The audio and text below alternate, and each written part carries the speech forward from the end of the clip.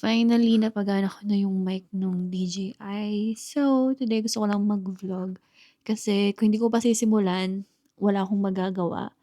Nahihirapan na ako mag-isip ng content. So, gagawin ko na lang kung anong meron ako dito sa bahay.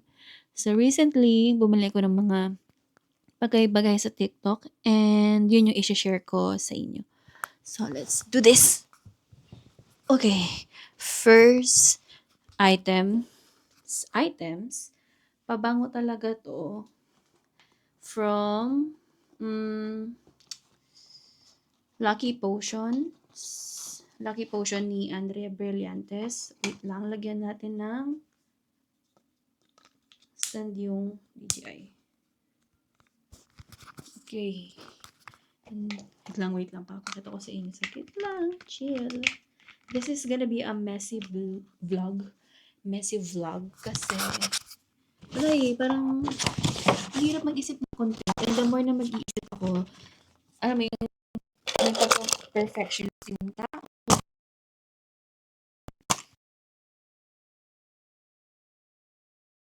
Do is to just shoot it. Diba? Wait. Sumusunod ba sa akin? Ay, hindi siya sumusunod. Wait.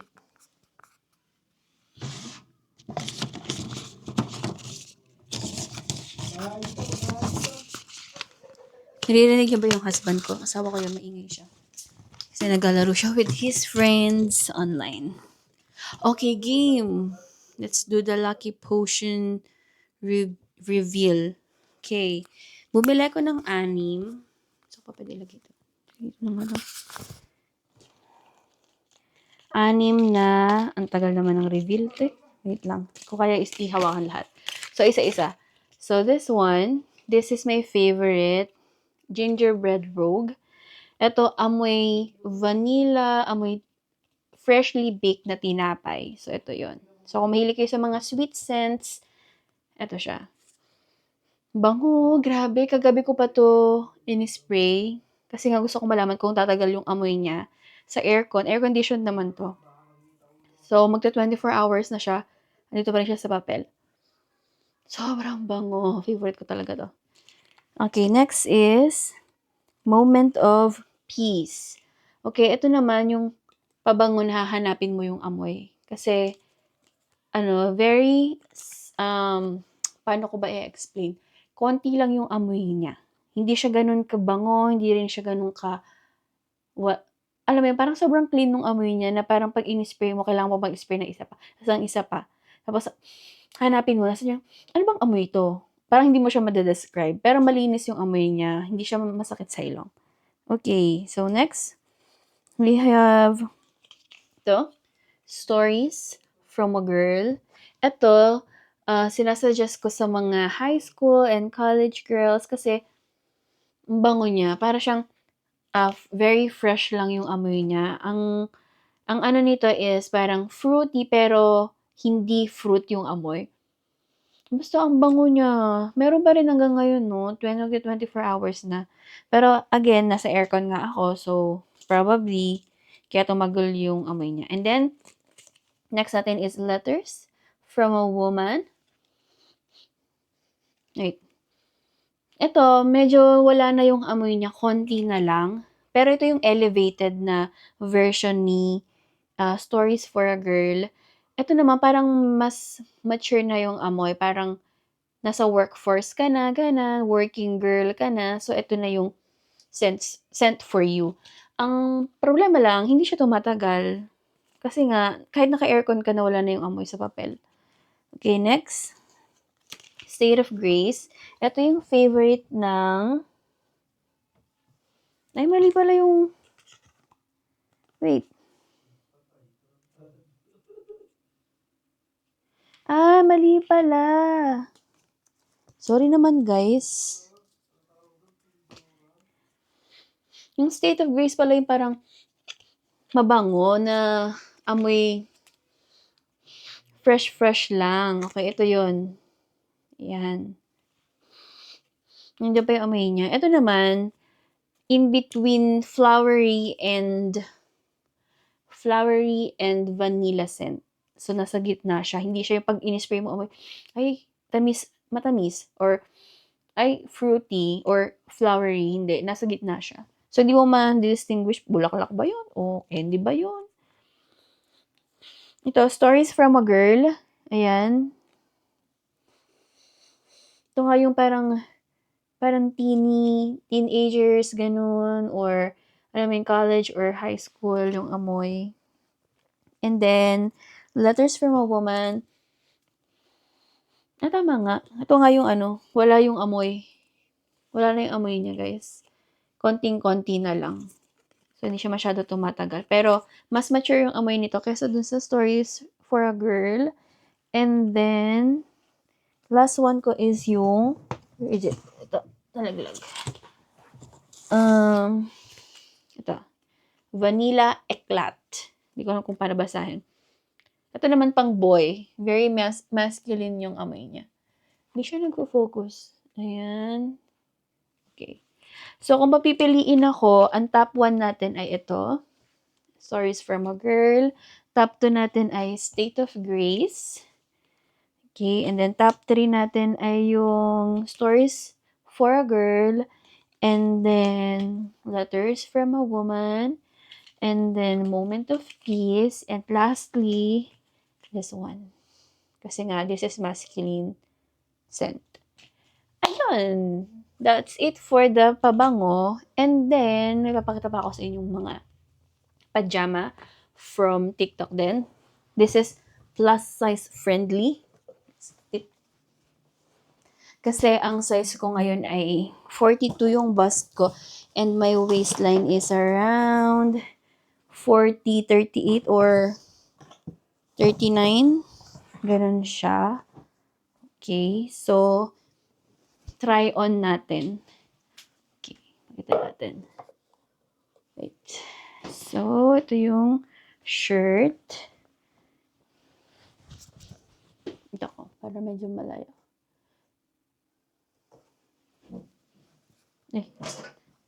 Okay.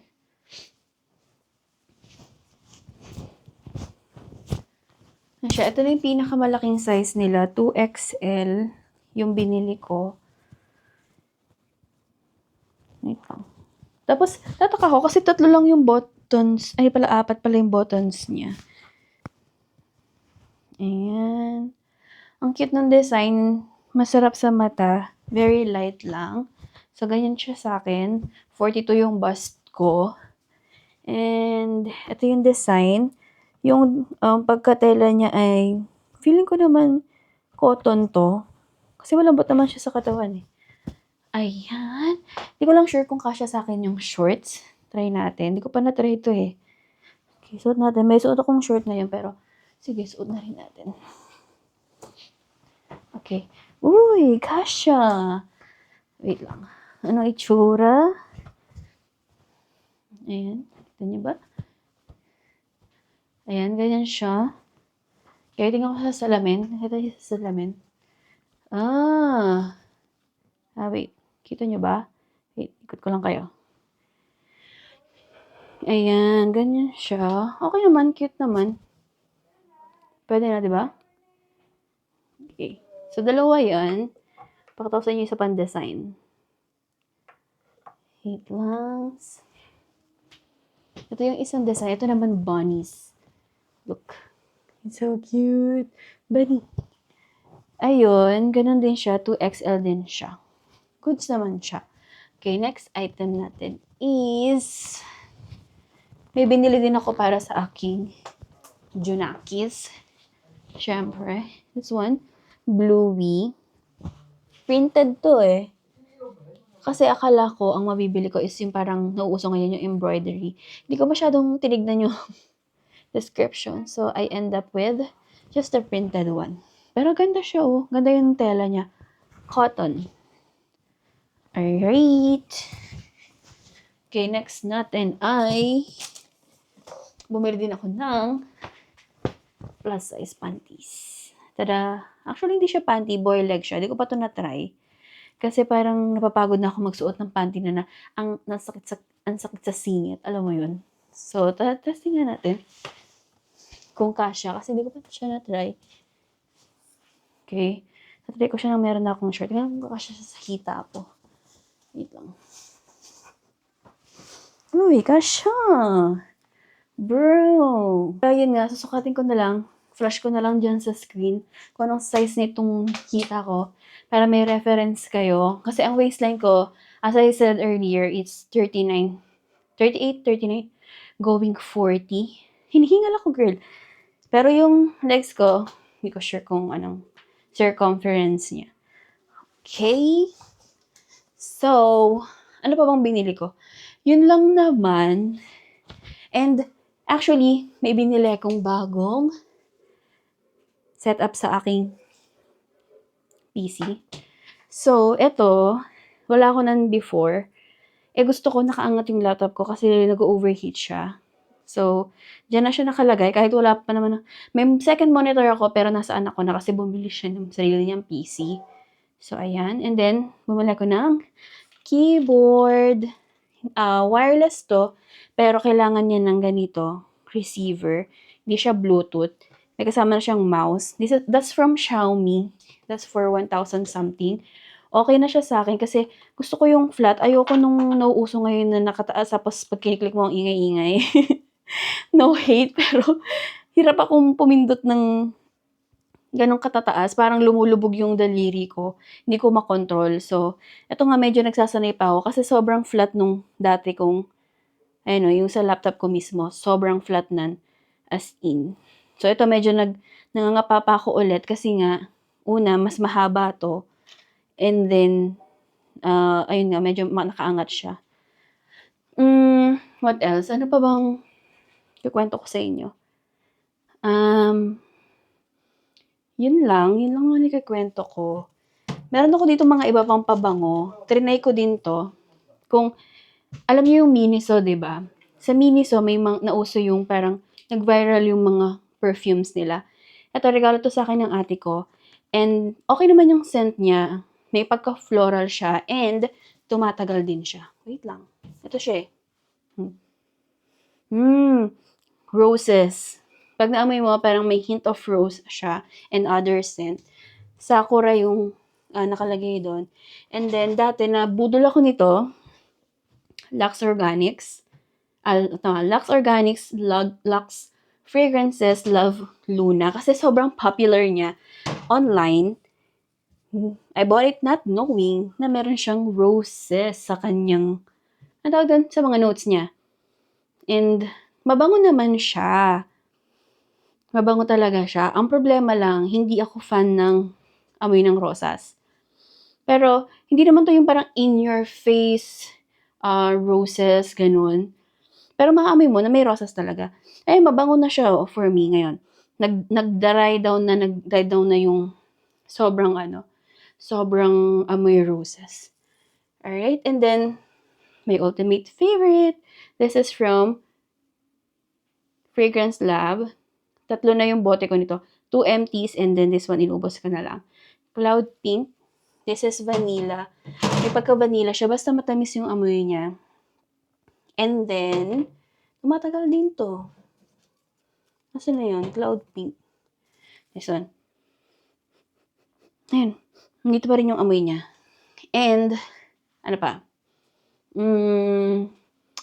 Yun lang naman. Yun lang yung mga favorite scents ko. And then, yun lang naman yung mga in-order ko sa Shopee this week. Actually, meron pa. May chinelas pa akong binili. Dami pera. Dami nabibili. Pero, hindi ko na siguro ipapakita yun sa inyo. Next vlog na lang. And, siguro, this is it. Pansit.